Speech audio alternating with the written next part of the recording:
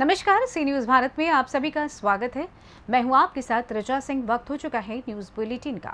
इस बुलेटिन में आपको दिखाएंगे कि अमेठी में 2 एसडीएम पर हुए मुकदमे दर्ज, साथ ही बताएंगे कि कैसे बरेली में नगर निगम ने देश के वीरों को नमन करने के मकसद से मेरी माटी मेरा देश कार्यक्रम किया आयोजित, और कैसे फिरोजाबाद में गौ सेवक जीनू सिंह ने मुख्यमंत्री को लिखी चिट्ठी। और भी तमाम खबरों पर आइए करते हैं विस्तार से चर्चा। अमेठी से 2 एसडीएम पर मुकदमा दर्ज हो चुका है। NH-56 लखनऊ सुल्तानपुर राष्ट्रीय राजमार्ग के मुसाफिर खाना तहसील अंतर्गत 4 लेन बाईपास निर्माण के दौरान नियमों को ताक पर रखकर मनमाने तरीके से सरकारी धन को बांटने के मामले में मुकदमा पंजीकृत किया गया है। मुआवजे घोटाले में तत्कालीन एसडीएम रहे 2 PCS अधिकारियों पर भी मुकदमा दर्ज हो चुका है। रजिस्ट्रार कानून गो के तहरीर पर अमेठी NH-56 बाईपास घोटाले में 2 PCS अफसरों पर नामजद और कुछ अज्ञात मुकदमे दर्ज हुए हैं। शासन के आदेश पर FIR दर्ज हुई। DM राकेश कुमार मिश्रा ने मुआवजे देने के मामले में पकड़ा था। 382 करोड़ के घोटाले का ये मामला है। तत्कालीन एसडीएम रहे RDM और SDM अशोक कनौजिया पर यह मुकदमा दर्ज हुआ है। आरोप लगा है कि बाईपास निर्माण के दौरान किसानों को मनमाने तरीके से मुआवजे कर भुगतान दिया गया था। मुआवजा देने से सरकार को 382 करोड़ रुपए का राजस्व नुकसान हुआ है। इस मामले में डीएम ने पहले ही हजारों किसानों को नोटिस भेज दिया था। आज थाना मुसाफिर खाना पर एक तहरीर प्राप्त हुई थी जो NH-56 के विस्तारीकरण के दौरान अभी निर्णय में हुई अनियमितताओं के संबंध में थी। उक्त तहरीर के आधार पर थाना मुसाफिर खाना में एक अभियोग पंजीकृत किया गया है, जिसकी मुकदमा अपराध संख्या 185/23 है। सुसंगत धाराओं में अभियोग पंजीकृत है। अग्रिम कार्यवाही अतिशीघ्र की जाएगी। अमेठी से सी न्यूज़ संवाददाता आशुतोष शुक्ला की रिपोर्ट।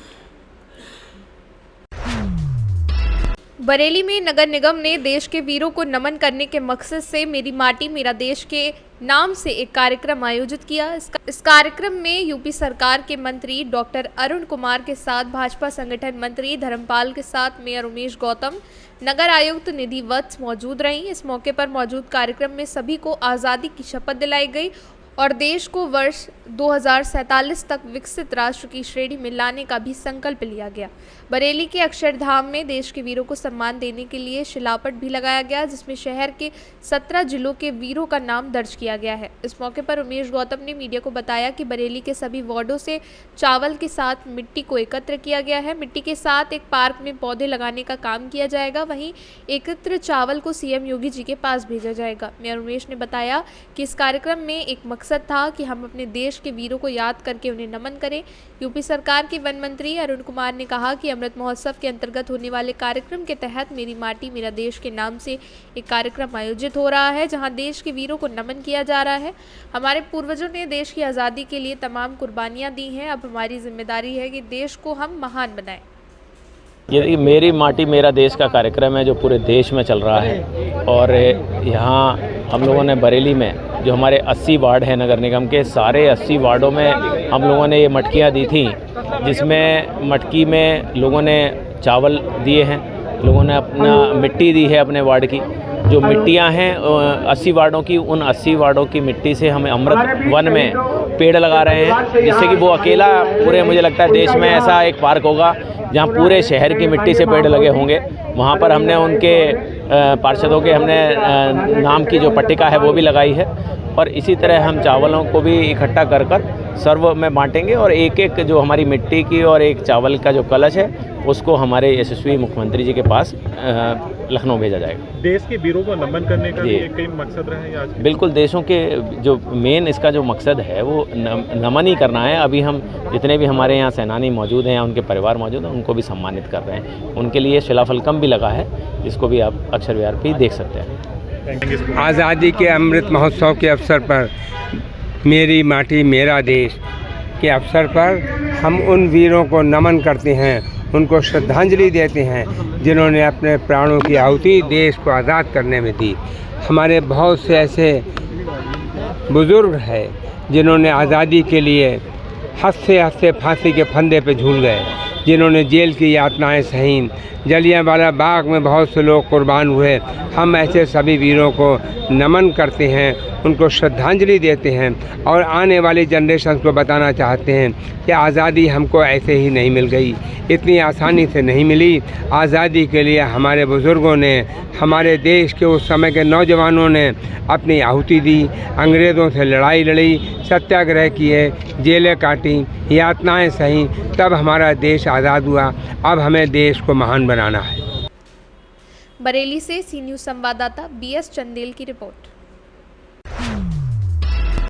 एटा में शिक्षक के ऊपर कक्षा 8 की छात्रा के साथ छेड़छाड़ी करने का गंभीर आरोप लगा है।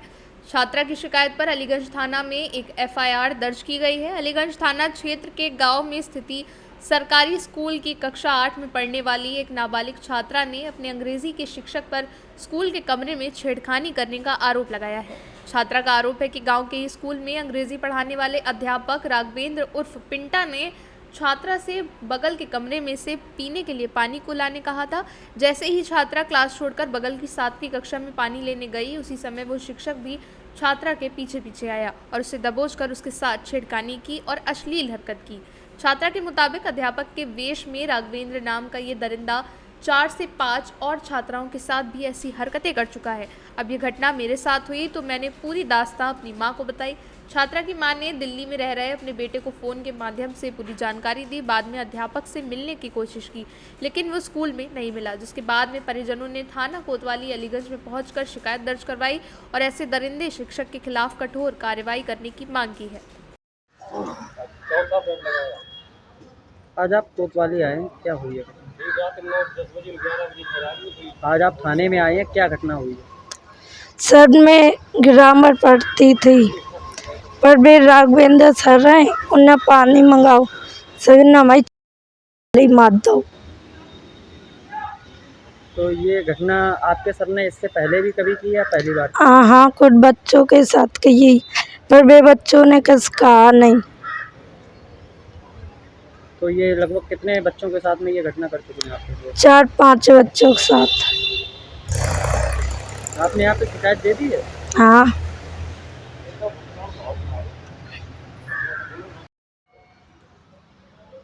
क्या घटनाक्रम हुई है आज आप कोतवाली आए हैं? कोतवाली है, सुबह रिपोर्ट लिखाई, लेकिन अभी तक इनकी कोई मतलब वो नहीं हुई, डॉक्टर या चेकअप नहीं हुई। क्या घटना क्या हुई? घटना सर, वो परसों स्कूल गई थी बच्ची, उसने सर ने उसके छेड़खानी की, तो वो उसने आके घर पे बताया रोते हुए। जब हमने सर से कॉल की तो वो बोले कि आज कल की टाइम, मैंने कहा कि आप स्कूल आओ, तो वो आए नहीं।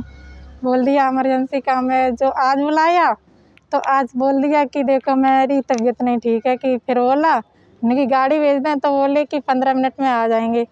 देखते देखते 1.5 घंटे हो गए। उसके बाद 10:30 बजे हम यहाँ आए कोतवाली। तो फिर आपने कोई शिकायत दी है? शिकायत दी है। क्या शिकायत दी है? यही दी है कि देखो मेरे बच्चे के साथ सर ने छेड़खानी की है, अब इसके लिए अब मुझे न्याय दिया जाए। अभी आज तो मेरी बच्ची है, कल आपकी हो या किसी अपने बच्चे के हक मांगने के लिए नहीं, मैं सब बच्चों के लिए हक मांग रहे हैं। कौन अध्यापक है, क्या नाम है इसका? राघवेंद्र सर और पिंटा, राघवेंद्र और पिंटा। सीओ साहब, अलीगंज थाना क्षेत्र के एक विद्यालय में छात्रा के साथ छेड़छाड़ का मामला है, क्या पूरा मामला है? आज एक प्रकरण हमारे समक्ष आया था जिसमें छात्रा के साथ छेड़खानी की गई थी। प्राप्त तहरीर के आधार पर अभियोग पंजीकृत कराया जा चुका है। आगे की कार्रवाई अमल में लाई जा रही है। एटा से सी न्यूज़ संवाददाता अशोक गुप्ता की रिपोर्ट। फिरोजाबाद में बृहस्पतिवार को अंतर्राष्ट्रीय गौ माता सेवा महासंघ के महानगर अध्यक्ष जीनू सिंह ने जिलाधिकारी उज्जवल कुमार जी से रामलीला महोत्सव कार्यक्रम के संबंध में मुलाकात की।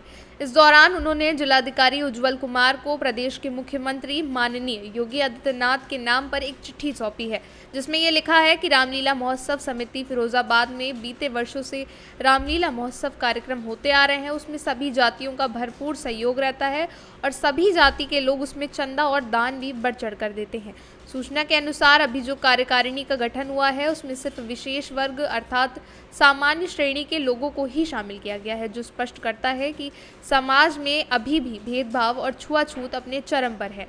आगे उन्होंने लिखा कि इसमें दलित और पिछड़े वर्ग के लोगों को भी शामिल किया जाए ताकि महानगर फिरोजाबाद में एकता की मिसाल पेश की जा सके। महानगर अध्यक्ष ने अपने बयान में कहा कि माननीय मुख्यमंत्री योगी आदित्यनाथ सबका साथ, सबका विकास और सबका विश्वास कायम रखने में हमेशा कार्यरत रहते हैं। उन्होंने प्रदेश भर में आवास योजना, उज्ज्वला योजना, जनधन खाता, आयुष्मान योजना जैसी तमाम योजना बिना भेदभाव और छुआछूत के लोगों को प्रदान की है।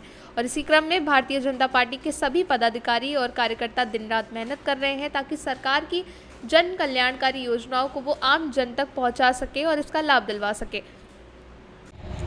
आपका क्या नाम है?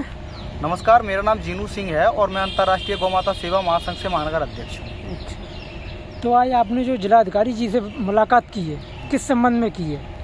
जी, जैसा कि मैं बता दूं कि फिरोजाबाद में रामलीला महोत्सव में नया कार्यकारिणी का गठन हुआ है, जिसमें विशेष वर्ग अर्थात सामान्य श्रेणी के लोगों को ही स्थान दिया गया है।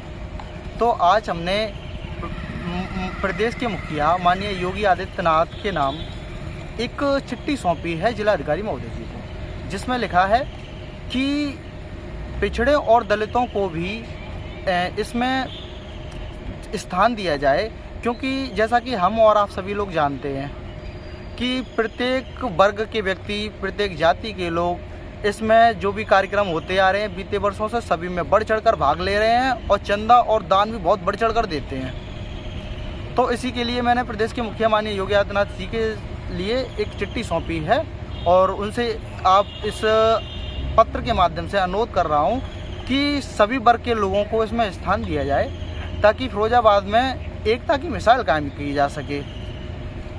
जैसा कि प्रदेश के मुखिया माननीय योगी आदित्यनाथ जी सबका साथ, सबका विकास और सबका विश्वास का कार्य कर रहे हैं, तो उसमें वो सभी लोगों को शहरी आवास दे रहे हैं, उज्ज्वला योजना की पूरी सुविधा दे रहे हैं और राशन भी बराबर सभी लोगों को मिल रहा है। वो किसी भी प्रकार से किसी के साथ कोई भेदभाव नहीं कर रहे हैं और इसी क्रम में भारतीय जनता पार्टी के पदाधिकारी और कार्यकर्ता लगे हुए हैं ताकि आम जन तक उनकी जन कल्याणकारी योजनाओं को सीधे तौर पर लोगों तक बताया जा सके ताकि सीधे तौर पर लोगों को उसका लाभ भी मिल सके।